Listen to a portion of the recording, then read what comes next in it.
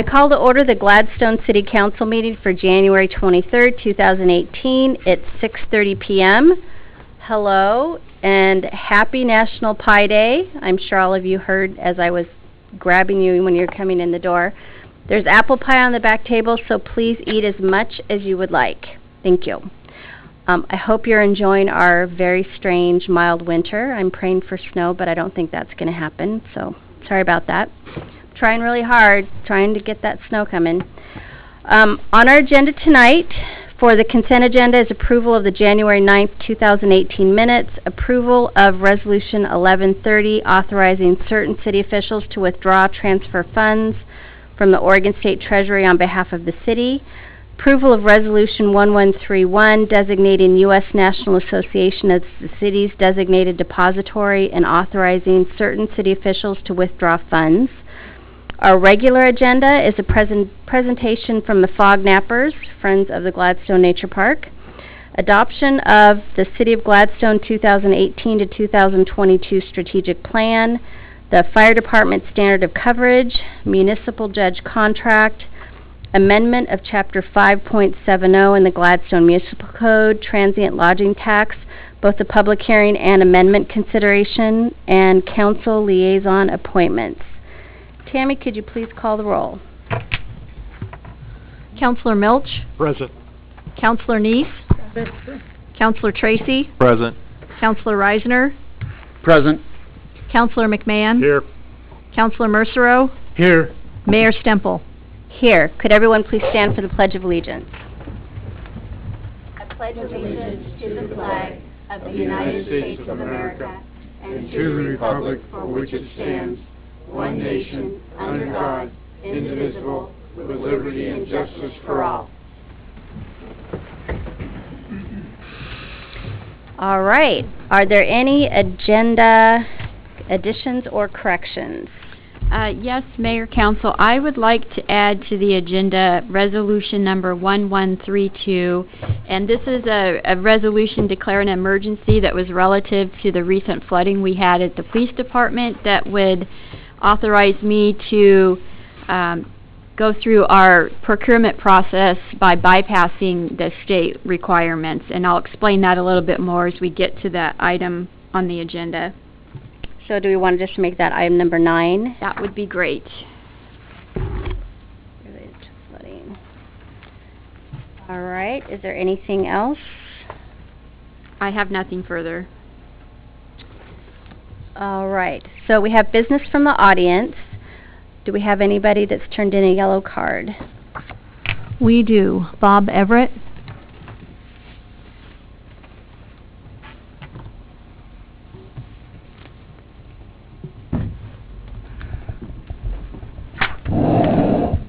So good evening, everyone. First off, I'm Bob Everett, 325 Portland Avenue and 18235 Stonewood. And I do apologize. Right after this, I do have to leave. I have another engagement down at the high school basketball game. But I'm here tonight representing the Gladstone Senior Center Foundation. Approximately a year ago, Colin came to a couple of us and asked if we wanted to be a part of reforming the foundation board. And he got a couple of us to sort of lasso us in there. And part of our task was to find other individuals who may want to become permanent members. Well, in the end, we all did. So here we are a year later, and I'm now president, and we have a vice president, and we have a treasurer. And I came because I wanted to let everybody know that the foundation, the Senior Center Foundation, is taking our job very, very seriously. We have, we've basically filled out our bylaws. We have a mission of basically being direct help, providing direct help to all the seniors in Gladstone. Now, we're going to be doing this through a number of means, and Colin has a couple ideas. We're going to start out small. We're going to provide some, hopefully some sort of scholarships to some of the seniors to a certain degree so they can go on some of the travel trips, help them with some speakers, things like that. These are some ideas that we have. We're going to build on these ideas. We are We are also going to, part of me being here tonight is just to let people become aware of the foundation itself. We, on a personal note, well, all of us really have a deep desire to help seniors. And, of course, everybody does, but that's the reason we became involved in this. And it's certainly the reason I did. And over the last year, I've found myself taking this more and more seriously. So we're out here just sort of letting people know that we're here, what we're doing, what we're going to. I'll make a notice periodically on what we're providing for the Senior Center and for the seniors of Gladstone. We are going to go out on fundraising. One of our first things we're going to do is March the 6th. We're going to be pouring beer over at the Oregon Brewing Company, which is right across from Spicer's, and it's in the evening, and hopefully Neil will be there, because I see the sort of Friday he's going, oh, beer. No, I'm just kidding. I don't know any of that. But that's our sort of a start a little bit, too. We're going to try to get together and sort of have a retreat a little bit so we can really determine what our final goals and objectives will be. But anyway, thank you very much, and if you ever have any questions or anything else, be sure to contact me concerning it. Okay, thank you. Thank you. What day was that again? March 6th. It's March the 6th. Okay. They got good hot dogs there. I'll be back in then too, so, okay. Thank you. Is that something that we can put in the newsletter or on the website? Okay. Yep. That's definitely needs to be on the website. That's one of our goals, and anywhere Perfect. we can put it. All right. Thank you. I'm sorry Okay. Next. Go That's it. Oh my gosh. Gladiators. Yes, thank you. All right, so the next item is the consent agenda. Do we have any discussion? I'd like to pull 3, item number 3, for discussion. All right. Would someone like to make a motion to approve 1 and 2? I'll make a motion to approve 1 and 2. I'll second that. Motion was made to approve 1 and 2 of the consent agenda by Counselor Neese, seconded by Counselor McMahon. Any further discussion? All those in favor? Aye. Opposed? Items 1 and 2 have been passed. So let's discuss number 3. Right up front, I have no qualms about who's authorized to be signers. My question is, it's been several years since the city has looked at who we have our funds, and what bank we have our funds with. And so I think it's something that we should look at to see if there's another bank out there that we might be able to work with that won't just, that might be more economically feasible. All right. And so I'm for approving this. I just think that being that there's a lot of things that we have found over the last year that have not been reviewed in a timely manner, and I think this is one. Staff? Jackie?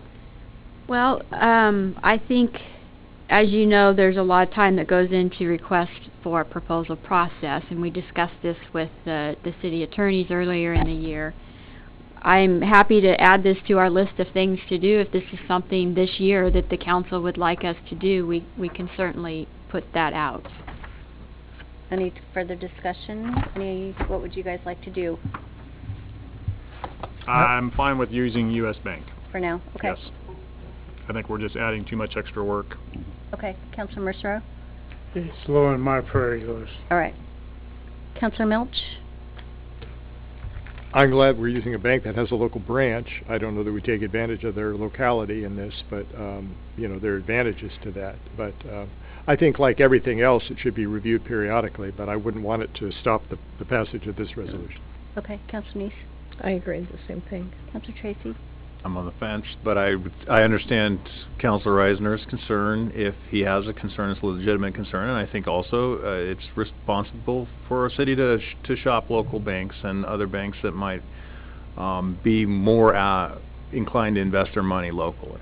So, as a supporter of that, I would say, though, I agree with everybody else, we have a lot on our plate right now, so Yeah. maybe kicking the can down the road, which On I know this you one, don't like. probably. Maybe it's appropriate on this one. Yeah. Well, I agree with all of that, and I was going to make this motion unless you had something else you were going to add. No, we'll No, just the relook only at that. comment I was going to add is that we did not bring to you the resolutions to amend the signatures on the Urban Renewal Bank account, so we will do that in February. You'll have the same items for the Urban Renewal, but we missed that for tonight, so. Okay. Thank you. So, All so right. I move to approve Resolution 1131, authorizing Jackie Betts, Tamara Stemple, and Tammy Bannock as authorized signatures on the City of Gladstone U.S. Bank checking accounts. I'll second that. Motion was made by Counselor Reisner, seconded by Counselor McMahon. Any further discussion? All those in favor? Aye. Opposed? Consent agenda number 3 is passed. Do we have any correspondence? The only additional correspondence is the presentation that you're going to receive from FOGNAP in just a moment. All right. So then we're going to move on to the regular agenda, and the first item is presentation by the Friends of the Gladstone Nature Park, also called FOGNAPers.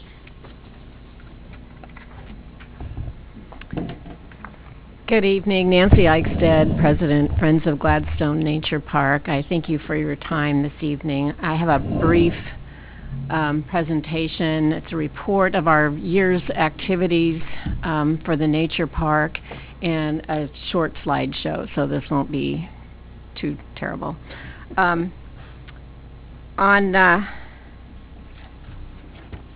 Before we got started working on the park, to do anything, we had to clean it with garbage, and we removed over a ton of trash and put it in the big dump truck that didn't have any brakes that Jim has gotten rid of now. That was our favorite dump truck, but we filled that up with trash, and then at least a pickup load of recycling up there before we could get started on our other activities.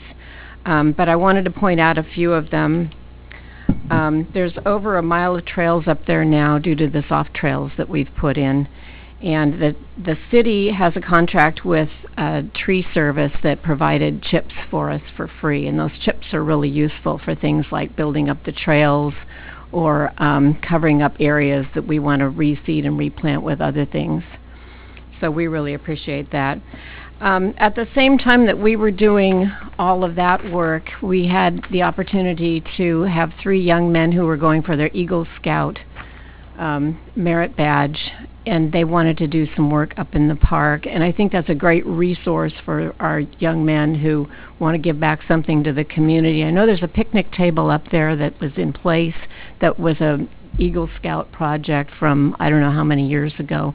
But these 3 young men, the Fergus brothers and Damien Scott, go to the LDS church that's right across the road from the park, and all 3 of them did some significant work up there. And the good news is every time they go to their church, they can look across and see at the result of what they've been doing up there.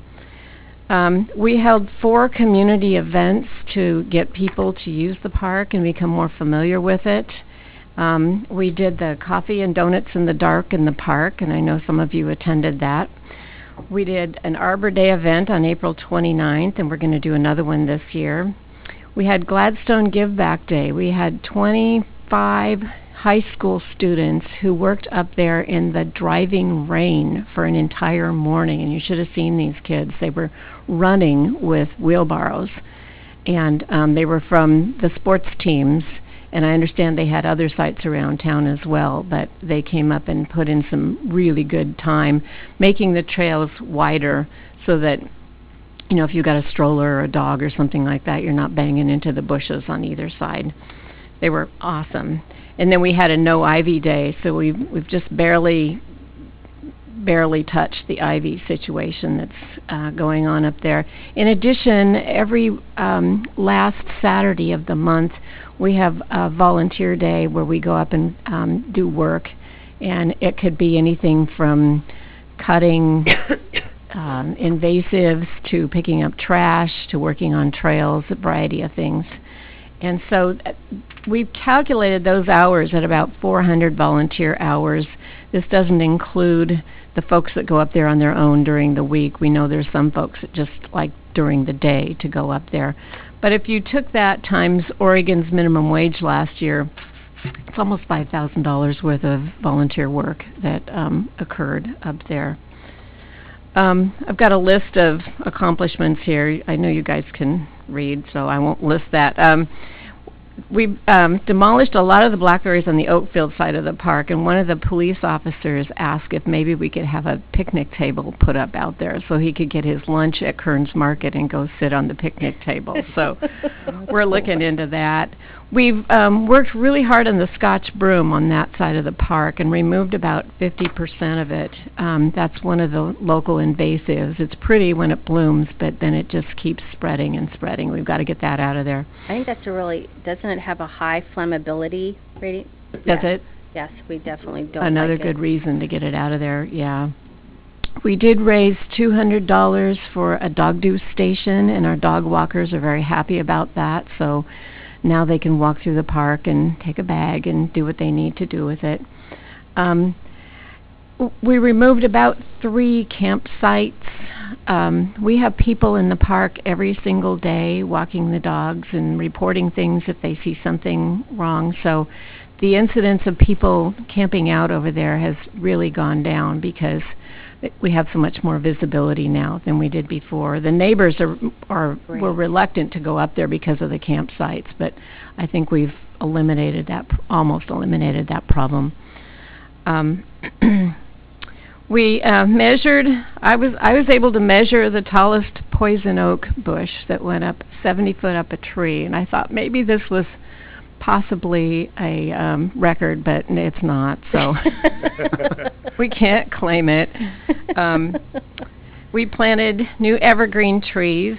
We're working on getting the English ivy, the Himalayan blackberries, the Scotch broom, and the poison oak. Those are our top 4. The English ivy, when it grows up a tree, will shade the tree until it dies. So if we can at least cut the perimeter of the ones that have it growing up the tree, we're working towards that. You can't get it all, at least unless you have an army of goats or something, but it's really a problem. And I see it around town in people's yards, too. Get the ivy off your trees. Himalayan blackberries are not from Himalaya. They were a agricultural experiment that someone here did, and it was way too successful, and it spread all the way around the valley, so it's a big problem. We worked with the city. We were really happy that we have such good partners with the city. We cut a bunch of blackberries on the perimeter, and Steve brought in a spray outfit that sprayed them back down so they didn't just come right back up. If you cut them, they'll just come right back up unless you do something to them. So we appreciated that. They helped us with the bark chips and the tree planting program, and they do take our debris away when we have garbage and stuff that needs to come out of there. So that brings me to our tree plant program. We collected enough money to buy 20 native evergreen trees to form a screen. Let's see if this is going to work. Oh, here? Okay, thank you. Where do I point it?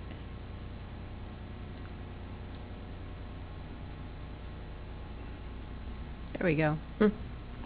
So these trees came from a farm in Oregon City that has 5 generations of the same family on it. It's Evans Farm, and they're all native evergreens. These are the city guys who are helping us. We wanted to plant a screen between the park and the apartments so that we're not looking at them and they're not looking at us. The meadow consists of fill that was brought up from the Oatfield sidewalk project, and so there's a lot of rock and cement and bits of this and that. It's not good soil.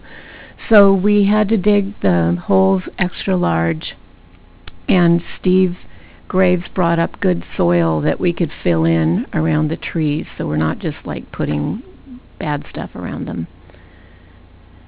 It's one of our volunteers, Jim Miller.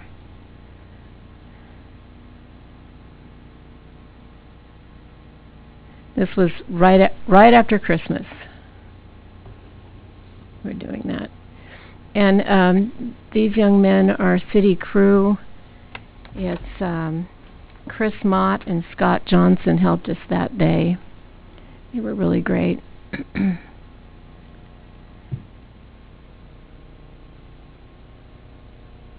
That's part of the FOGNAP group. And the tree committee I want to thank is Gary Bokowski, Jim Miller, Nancy Turner, Bill and Lisa Preble, and Lee Toft. We just switched out some people there. There's Chris and Scott. Very helpful. The trees are all native Oregon trees, western red cedar, zerbina cedar, and incense cedar. They grow to about 35 feet wide. So when you go up there, you're going to see they're quite a ways apart, and that's the reason. And you can see them planted not really in a straight line. We didn't want that, but in a way that's helpful.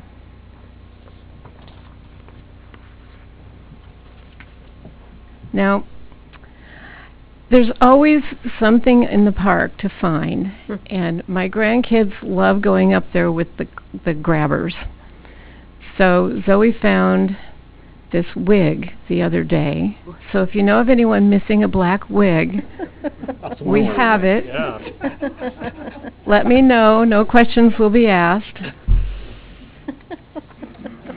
And then this guy showed up. Oh, wow.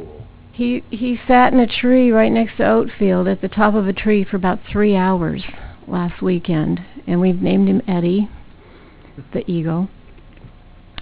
So there's all kinds of good things happening up there. There's a couple of challenges yet. The poison oak, we just keep whacking it back, but we don't really have a good solution for that yet. We haven't, other than digging it out, nobody wants to do that. And we don't have restroom facilities up there, so that makes any kind of work party or event that you have up there kind of a challenge. Even for the city guys who are working up there, I can go to my house, but they can't go knock on a door and use the restroom facilities.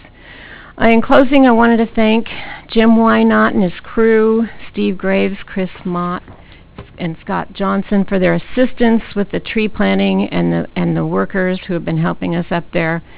We look forward to working together with the city in the future on improvements for the Gladstone Nature Park, and everybody grab a flyer and put Arbor Day on your calendar for Saturday, April 28th. It's going to be a lot of fun. It'll be our third one. So, do you have any questions? No, thank you very much for all the work you guys have done. Not even Neil? Not even Neil. You guys have been awesome. Thank you. Thank you. Thank you very much. Thank you. All right, the next item is number 4, adopt the City of Gladstone 2018-2022 strategic plan. Any discussion, or staff? No, this is actually a time for us to reflect back on all the accomplishments that we had in 2017, and for the City Council to formally recognize our work plan for 2018. All of you participated in a all-day retreat that we had here in this building a couple of weeks ago, and really I wanted the opportunity to be able to put this document into the public record to show how diligently we've been working the last couple of years in our accomplishments, and to tell the council thank you for your support, because staff couldn't do it without your guidance on that. And really, if you want to formally recognize this, we would also like to take some of our accomplishments and have them poster-sized in the City Hall on the wall in a nice, professionally done sign, just to remind us of how far we've come and where we're going. So, I think that's a great idea. Any discussion, questions? All right, would somebody like to make a motion? Do we need to make a motion to recognize it? Should we adopt it? Is that what you like? Yeah, just to adopt the Okay. strategic plan, yeah. Yeah, Mayor, I'd like to make a motion to adopt the City of Gladstone 2018 to 2022 strategic plan. Second. Motion was made by Councilor McMahon and seconded by Councilor Mercero. Any further discussion? Yes. Just for clarification, I think next year we'll have a 2019 to 2023. It's not like we're going to wait till 2022 to look at it again. That's This is something we update each year and evaluate our progress and cross some of the things off the to-do list and maybe add some more, but it's not like we're going to stop working on it by any means. Nope, it's a living document, and each year, you're correct, we will roll it up so that it is a 5-year strategic plan. All right, any further discussion? All those in favor? Aye. Opposed? Passed. Oops. I did that a little bit, I broke it. Oh, dear. Sorry about that. All right, next item on the agenda is the fire department standard of coverage. Wow. It's 'cause it's old, that's why. Of course. Yeah, it exploded. Mayor, Council, good evening. Tom O'Connor, Fire Chief. I'm joined here by Assistant Chief Mike Funk. In case there's any questions regarding history, Mike is here to help provide that. So our agenda item is in regards to the City of Gladstone Fire Department standards of cover for the fire department. And I tried to have a fairly concise staff report for you, a couple of pages. Just kind of walk through that a little bit. The history and background, I was actually pleased I could get it down to 2 paragraphs for that, because we've been working hard on this since September of last year after having the contract with ESCI in July. Both Assistant Chief Funk and Battalion Chief Smith there in the back of the room and myself have spent a lot of time working with the consultants, and then of course all of you were involved in the process and got a chance to have the one-on-one interviews along with Jackie, with one of the consultants from ESCI. So in many ways this is not the fire department standard of cover, it's the City of Gladstone standard of cover. We had a citizen group, we had an internal group in the fire department. And for everybody else, folks sitting behind me, the standard of cover is simply going to define how fast the fire department responds, what kind of resources we bring to bear, and how are we able to configure the department and the budget so that we support those standards. I will say this is an aggressive standard. One of the reasons that we're proud that we have our own city fire department is that we're able to cover the city in a faster response time standard than if we were part of a large regional fire department. The same idea with the police department. If you have your own police department, you get a different level of service and coverage. So that's exciting. Our standard of cover that we're going to put before you for our total response time is faster than any surrounding fire department in the Portland metro area. And not a big city. We're a really nice small city, and we should be able to do that for our citizens. The attachment was the 2 pages, pages 87 and 88, out of the standard of cover document. It was a fairly lengthy document. All of you had a hard copy you got to review. And I would say that I think one of the most important pieces of the entire process was that I got a chance to sit down with each one of you one-on-one and answer questions. I'll give Neil the most organized questioner. I think you had 17 or 18 all written out for me, which was great, and we got a chance to go through all of that. So that being said, I haven't heard back from any of you since those meetings, but if there's any more questions in regards to this or anything else that you'd like to ask or sort of say something for the audience regarding the process, I'm happy to speak to those, or Mike if it's appropriate. Any questions? I just want to say thank you. Thank you for stepping up and taking this on. This is incredible. It's exciting. All right, would somebody like to make a motion then? Sure. Go Mayor, for it. I'd love to make a motion, but I'm not sure what I'm making a motion on To here. accept the standard of coverage, is that what we're doing? I would I just say that? And I would then use the that word will adopt the City of Gladstone Fire Department performance criteria. It's on page 2, recommended action. Draw both of those? Probably I would, well, I'll defer to the wisdom to my left, but I would say the first one's probably a motion, and then you could just direct me to do the second one. Sounds good. Okay. So, Mayor and Chief, I'm going to make a motion that we adopt the City of Gladstone Fire Department performance criteria for turnout time, distribution, and concentration as recommended by ESCI in the CRA double period, whatever that is, hyphen or something, right? SOC report on pages 87 through 88. I second that. Motion was made by Counselor McMahon and seconded by Counselor Mercero. Any further discussion? All right, all those in favor? Aye. Opposed? Passed. Thank you. That was fast. All right, next item on the agenda is number 6, the municipal judge contract. Staff? I can take this one. So the contract before you is a 2-year contract with the municipal judge, substantially very similar to the contract that just ended. So it's a 2-year contract for services. The proper motion for this would be to authorize the mayor to enter into an employment contract with the municipal judge. Okay. Any discussion? The only thing I wanted to bring up is the fact that we really don't have a firm evaluation process in place, and I would like to make sure that we have something formalized way in advance of the end of the contract so that we're prepared for that instead of reacting and scrambling. Yeah, this was the first time that we had a process, and I think also for the city administrator as well, and it worked out very good. I did meet with the judge today to talk about some ways on what we can make it better, so that's very good feedback. And one other thing that we recommend is that maybe each city councilor take 1 month out of the year and say, okay, I'm going to go and observe court on this Tuesday in February. And it's kind of like what we've adopted with the school board, that we will rotate, that maybe if one of you just take 1 month and choose one court date, she would really appreciate having you there to watch her. Why don't we do that? So if we and want come that, up we with- can generate that. I'll have Yes. Haley generate a calendar. Perfect. Okay. Yeah, let's do that. I actually have a court date next month. Will that count? February. Yeah, that counts. Okay. Gives you your evaluation while you're there.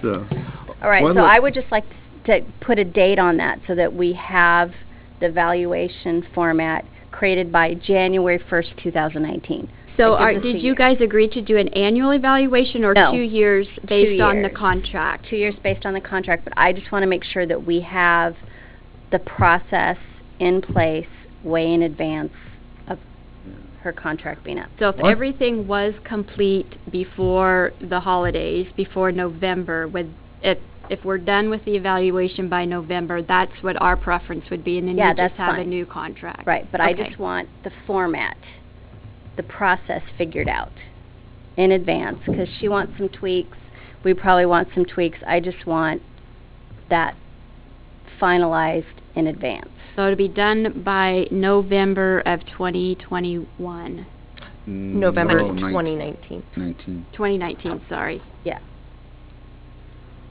Just the process, not the actual evaluation, just we want to figure out the process. Okay. Anything else? I move that we authorize Mayor Stemple to Enter into an employment contract with Judge Baloof. what you just said. I'll second that. Motion was made by Counselor Reisner, seconded by Counselor Neese. Any further discussion? All those in favor? Aye. Opposed? Passed. All right, next is item 7, amendment of Chapter 5.70 in the Gladstone Municipal Code, also called the GMC. Public hearing on amending Chapter 5.70 to the GMC, transient lodging tax. We're to hear and consider written or oral testimony on the proposed amendments to Chapter 5.70 of the GMC. Staff? I'll let our city attorney take this, but just as a prelude to that, you know this is a new ordinance that we just implemented, and part of the vetting process when Councilor Neese and I met with the managers of the 2 hotels was they said equal the playing field to make sure that you're actively trying to collect lodging tax from the short stay people in town as well. And when we adopted this ordinance, that provision didn't allow us to do that. So I'll let Ashley explain what you are actually amending in this ordinance. Jackie summed it up pretty nicely. So when the city council passed the 6% tax back in November, what we did is we used the same exemptions that the state of Oregon uses in their transient lodging tax. And one of those exemptions is for, and I'm just going to read it, a dwelling unit that is used by members of the general public for temporary human occupancy for fewer than 30 days per year. And how the state, it's my understanding that how the state uses this exemption is for festivals and hunting cabins. However, when Jackie and I were discussing about the council's goals, as she just described, in capturing all short-term rentals and evening the playing field for all those who provide transient lodging, we saw this as a potential obstacle for the city to be able to collect from all short-term rental providers. You know, it's difficult to identify those individuals in general, and then to identify the individuals that rent out their property more than 30 days per year is an additional obstacle. So we discussed different ways that the city could, how the city could address it, and ultimately it's my recommendation, and I believe Jackie seconds it, to just go ahead and to remove that exemption from your transient lodging tax. Many of your neighboring jurisdictions have done something very similar, have tweaked the exemptions under the state law, or the same exemptions that use the state law. While we were in there taking a look at this, one of the things I noticed is that a line was missing from the end of the ordinance where you had a, I believe, section 16 penalty, but the last, or the only line of text under that did not make it onto the final ordinance, so I added that in as well. And that is a general penalty for violation of the chapter. The general penalty is the same general penalty that the city adopted for your marijuana tax, so there's some equity there. So I can answer any other questions. I'm sure Jackie can as well. Any questions? I saw an article, I think it was in the Oregonian recently, about two different cities that are generally thought of more as tourist locations, Cannon Beach and Seaside, who both took a different approach to how these fees are collected from basically Airbnb type organizations. And I think in one of the cities, Airbnb agreed to collect the tax and distribute it to the city, but not to reveal the names of the people who were operating as Airbnb providers. And in the other city, I think I assume they were kind of doing the opposite, making the effort to collect from the providers, so you would have to know who they were and who was providing. Can you tell us which of those options are we pursuing and why? That's a great question. So obviously last time we talked, this is a hot topic around the state of Oregon and nationally, and I would presume internationally. So Airbnb has taken the position that under the state law they don't qualify as what it's called a transient lodging intermediary. So essentially because they don't receive any portion of the rent, they're not going to assist in collecting or remitting the tax that a local government may implement. So they've taken the position where they essentially don't have to help. However, in lieu of that, they are offering to enter into collection agreements with local governments. Essentially, they'll say, we don't have to comply with your local code, however, we'll collect your tax under our terms. And part of their terms is that they'll collect the tax from all the providers in your area, but they're not going to tell you who those providers are. And there's several reasons that they're doing that. You know, I think the bottom line is their bottom line. So the city of San Francisco has thankfully been fighting a lot of this battle for you guys, and they have what I would call a victory. So they're requiring in San Francisco Airbnb providers or hosts have to register, and Airbnb has fought this, and the reason is that city of San Francisco finally just won, and the number of Airbnb providers listed in San Francisco was cut in half because there's that many providers that don't want to have to comply with the rest of your statute, the rest of your local code. So Airbnb generally does not want to turn over who their hosts are in your jurisdiction. So they have this collection agreement that says, we'll collect your tax, we won't tell you who these individuals are. And my understanding is that the city of Cannon Beach said, you know, that's not good enough for us. We want to, you know, collect the tax that we're lawfully implementing, and we also want to be able to enforce the registration requirement under our code. So my understanding of what Cannon Beach is doing is writing an ordinance very similar to the one that you passed, which makes both the hosts and the hosting platforms in short-term rentals, so both the individuals renting out their homes and the Airbnb website, jointly and severally liable for collecting and remitting the tax. So it is a little bit more of an effort on the part of City of Cannon Beach and similar cities to, not just rely on Airbnb to do that, to, go after the individual hosts if if they cannot get Airbnb to comply. So to answer your question directly, is you guys are taking more of the approach that the City of Cannon Beach is taking, as opposed to the approach that the City of Seaside, who's just going to do the Airbnb collection agreement. Add on to that, what we would do once this goes into effect 30 days from now is we would send a very nice letter on behalf of the city to those that we have identified from the Airbnb website that we know are registered users in the city of Gladstone. And I think there's approximately 6 or 7 right now. So it's a low enough number that we feel like administratively we can handle that here in-house. And we'll give them a copy of this ordinance that was adopted and also a business license, so they are registered in the city of Gladstone. Okay. And yes. just to follow up on that, part of the reason we're doing this is to make it sort of a level playing field for these folks and the hotel providers. That's correct. The hotel providers don't want to be the only ones, because it's easy to know that they're providing lodging and to collect the tax from them. Right. And these others are competing against them. And we want to make sure that everyone who's providing essentially the same service, just in a sort of a newfangled format, that they get treated the same way. That's correct. And even you saw email correspondence from representatives of the Oregon Lodging Commission that they appreciate that we're trying to equalize the collection amongst all of the different types of vacation rentals that we have in Gladstone. Okay. Do we have any public testimony on this one? Anybody submit cards for this one? No. No. Okay, would someone like to make a motion to close the public hearing? I'll make a motion that we close the public hearing. I'll second. Motion was made by Councilor Neese and seconded by Councilor Reisner to close the public hearing. Any further discussion? All those in favor? Aye. Opposed?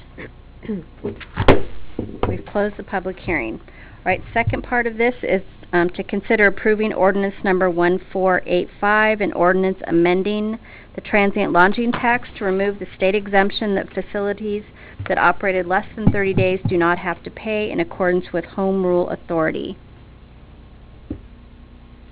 Any questions? Would someone like to make a motion? Yeah, Mayor, I'd like to make a motion that we approve ordinance 1485. And do I need to read it? No, I think we're fine. As written. Second? I'll second it. Motion was made by Councilor McMahon, seconded by Councilor Neese. Any further discussion? All those in favor? Aye. Opposed? So since it was unanimous, we don't do a second reading on this one? How do you guys handle that?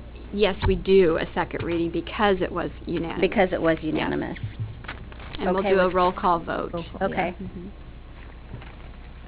We are doing the second, So, Mayor, I'd like to make another motion Yeah. that we do the second reading of ordinance number 1485 as written.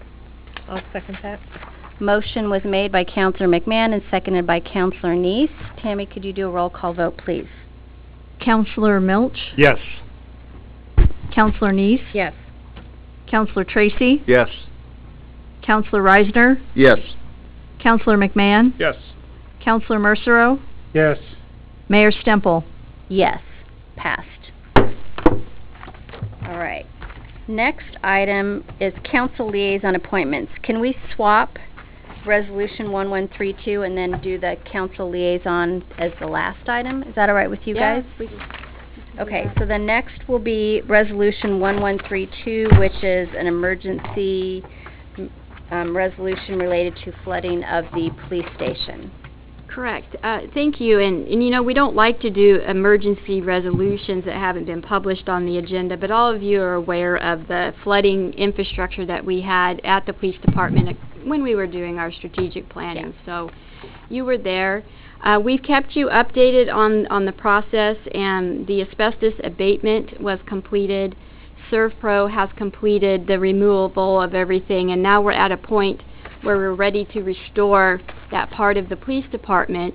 We've had to temporarily relocate records clerk and IT and patrol officers, and so this resolution would allow me to move forward with procuring a local contractor without having to go through the normal bidding process to get the job done.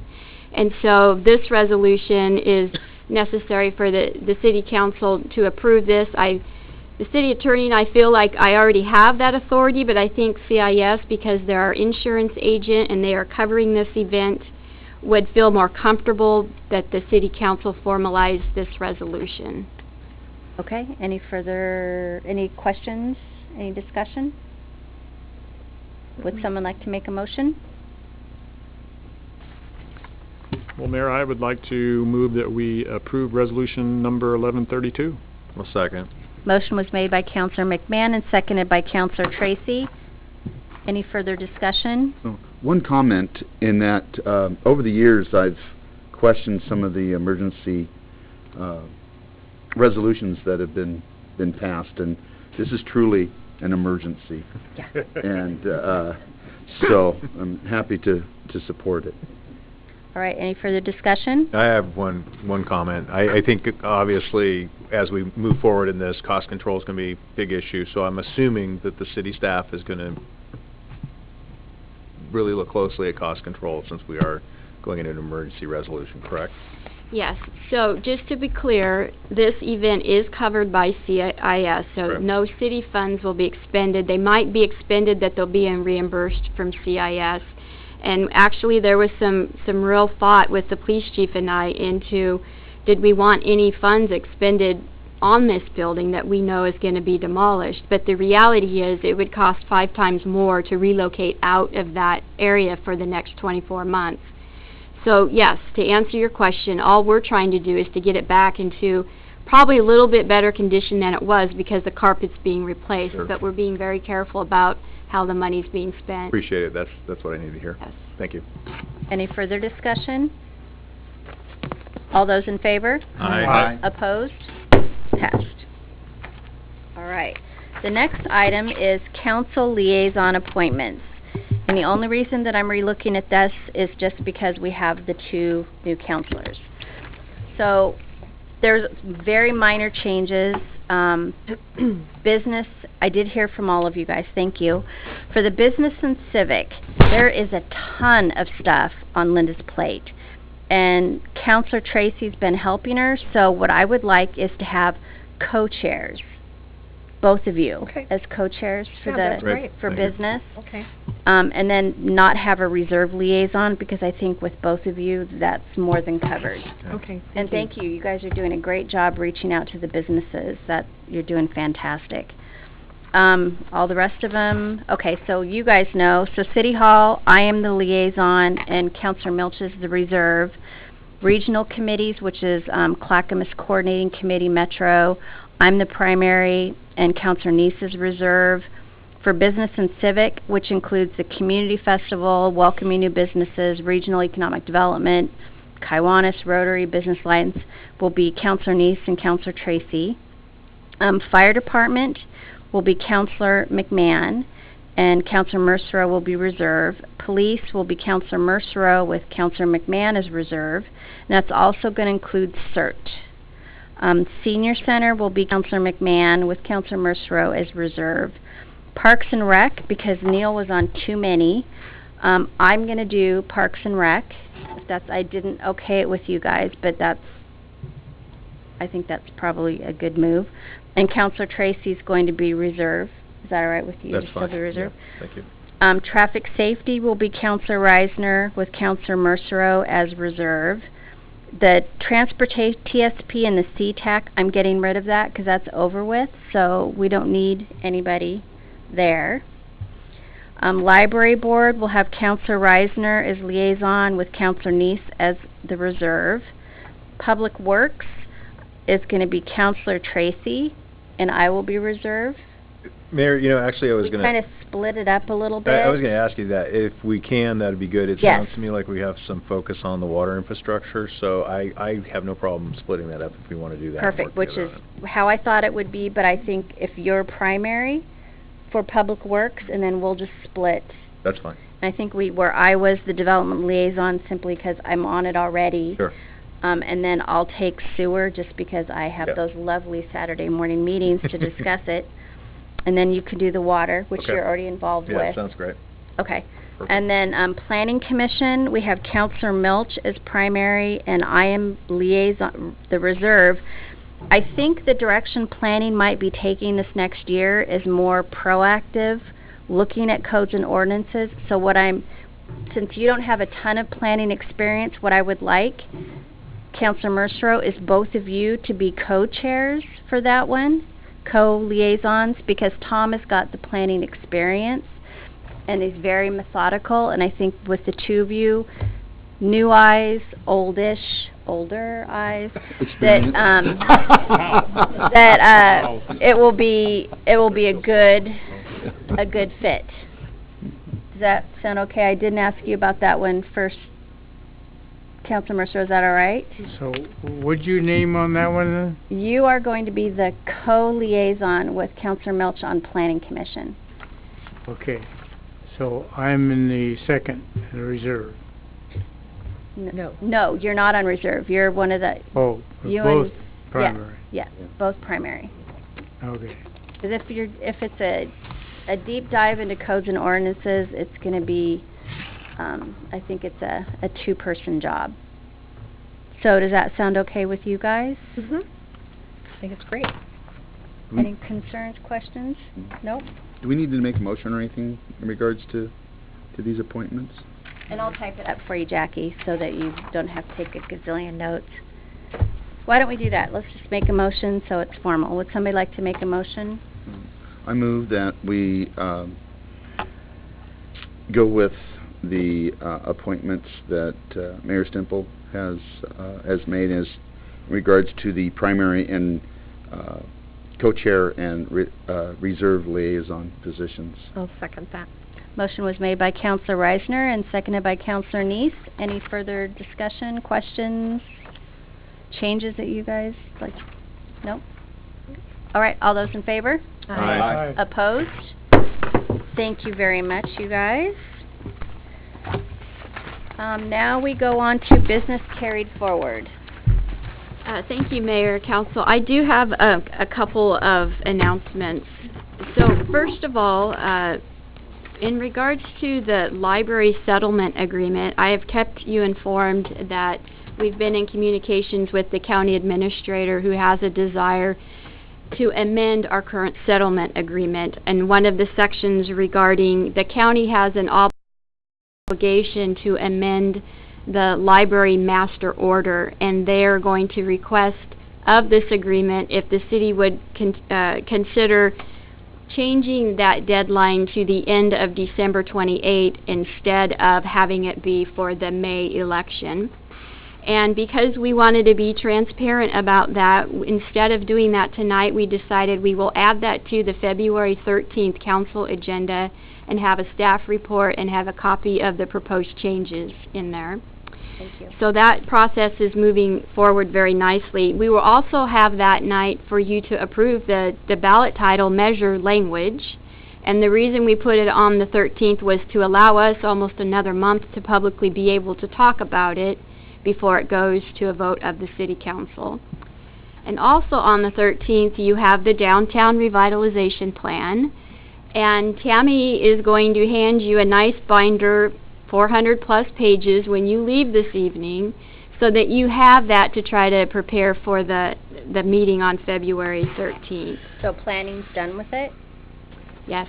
They are. It is okay. now at the City Council level, and we have noticed it for February 13th public hearing, and we will see how far we get that evening with it. But we did have them printed and everything indexes, so you have a full downtown revitalization plan. Okay.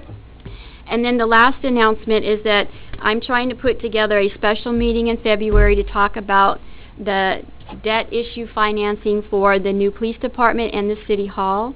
Tentatively, I'm looking at February 21st, but I will send an email confirmation now, and that will be a open public meeting for us to talk about the RFQ that's getting ready to go out for those buildings, and to also talk about the revenue fund sources for the rest of the project where the money's not coming from. And I want to be very clear that the thought process that I've had putting this all together, and I've kept you informed with Piper Jaffrey, the bond counsel, the city attorney, our project manager. We are all going to come together and update you on these projects. And I think that our goal is to talk to you about the possibilities of how maybe all three of our civic buildings could benefit from this. And I'm talking about the library and what if we want some more square footage. Okay. And it will not include the sale of any city parks property, and it will not include any new taxes. But I think that we need to have that open conversation here with everybody that wants to learn about where we are in the process, because we're getting ready to post the RFQ in a couple of weeks, and it's going to start going very fast. Okay. So I just wanted to let you know that as soon as I have the date scheduled, it will be here in an evening for us to talk about. Will that be more of a work session type of format? It will okay. be a work session. Okay, Yes. perfect. And All right. that's it. Okay, so the next is business from the council. And yes. Just for clarification, because you mentioned with regard to the library settlement, an amending of the order, and you, in the same breath, you mentioned the May 15th election. You're not saying that the May 15th city election regarding the library is being postponed in November. No. No. You are saying only one part of the settlement agreement is being postponed, but Yes. May is still the target date for election in the Yeah, city. we are on target for our May election. The county would like to be relieved of their requirement for a later date. Yes. Okay, perfect. Thanks. All right, so we have business from the council.